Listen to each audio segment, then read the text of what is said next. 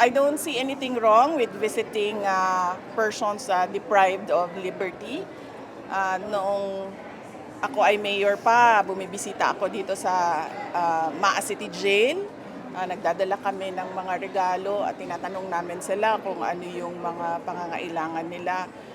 Sa amin, sa Office of the Vice Mayor, oh, sa amin, sa Office of the Vice President, meron kaming mga Thanksgiving na ginawa namin sa loob ng mga jails tulad noong pagbisita namin sa Bacolod City.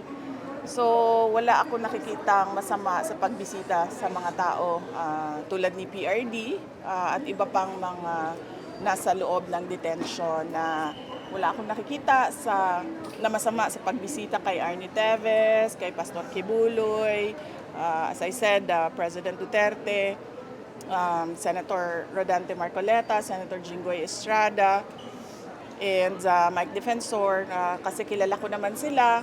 And I think kaibigan ko sila. Hindi ko lang alam kung kaibigan nila ako, pero sa tingin ko naman kaibigan ko sila. And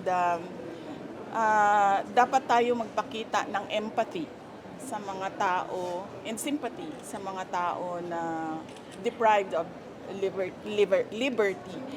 Kasi I can only imagine hindi yung physical na prison, but yung hindi ka na malaya na magawa kung ano yung mga normal at ordinaryong ginagawa mo sa buhay. So, let's give sympathy and empathy sa mga PDLs. Ano yung napag-usapan niyo, VP? Pinayuhan niyo kasi. Wala, ginoo ko. Ako pa'y mupayo kay Senator. Pero, ang sinabi ko lang sa kanila doon ay kung ano yung para sa bayan, yun ang gawin ninyo.